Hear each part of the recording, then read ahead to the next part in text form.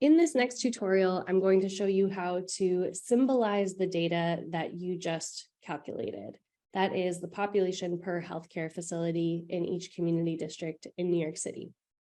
In order to do that, I will double click on our layer, and then I'm going to go to Symbology. There are a few different methods of symbolizing spatial data, and here we're going to click on Graduated. The type of map that I'm creating is also called a choropleth map. So when you see that term choropleth, it refers to polygon values that are shaded along a gradient to correspond to numeric values. As you could guess, categorized symbology will show you different categories as opposed to a continuous numeric variable. So I'm going to select Graduated, and then importantly, I need to choose the value that I would like to symbolize. So I'm going to pick our population per facility variable that we have calculated. You'll see the current symbol for that layer is just solid purple, and that's random that Q just produces when I open up a new project. And then I can pick my color ramp. So if I select this drop down, I can pick from many different color ramps, especially if I hover over all color ramps. So in this case, I will pick oranges. And then importantly, if you click here, you can do full customization of your color ramp, and you can choose whatever values you'd like, which you can adjust manually or by putting in the hex code or RGB values here. So I'm going to use the default. And then another really important part is making sure that you click this classify button. The default settings right now are equal count and 5 classes. There are different options here, so you can pick a categorization or the bins of your values based on having the same amount of values per bin, or you can make the intervals the same. You can use a calculation that will look for natural breaks in the data. And then there are pretty breaks, which is going to try to classify along fairly even numbers. I'll start with the default and classify. And I'm going to click apply so that you can see that in the data. And here's how our map now looks.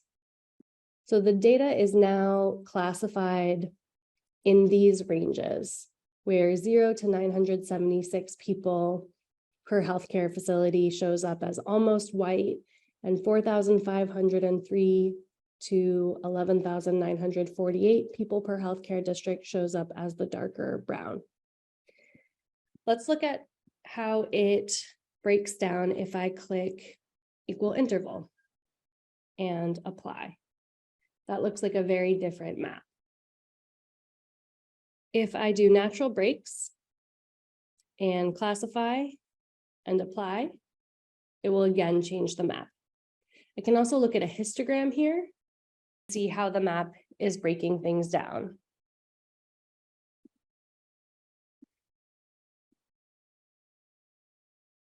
And to see the different distributions. I'm going to select pretty breaks here. When you're producing these maps for other people to look at, this is the breakdown that's going to be easiest for people to understand when they look at your map legend. For that reason, I often go with something like pretty breaks with as even as possible buckets, where you can see that between the minimum value and 2,000, and then buckets of size 2,000 up until the maximum, which goes from 10,000 to 11,948. Let's look at how that looks in the histogram. There is a lot of design thinking and visualization thinking that goes into choosing how you symbolize your data. And in our class lectures, we'll get more in depth into how to make those choices. So as you can see, we now have our data symbolized. We can see things like there are much fewer healthcare facilities per person in the southern part of Staten Island, in Maspeth, Queens, in this area, which is around Ozone Park and Howard Beach. What you also see is that the shape of New York City has changed, and that's largely because those districts that are not quote unquote real community districts have disappeared from the map, given that their values were null. So in order to fix that, I'm going to bring in the same shapefile that I had before, again, into my map. It's going to load up on top of all of the symbolized data that I just created. So I need to make sure to drag it down to the bottom. Now you can see that the purple shape of New York City is fully there. It's appearing behind the layer that we just symbolized. And I can change that, of course, to any color I want. Do that by double clicking, and then I can click on this purple and pick whatever I'd like. So often I try to pick a fairly neutral gray color. And this is how you can create a choropleth map with your numeric data.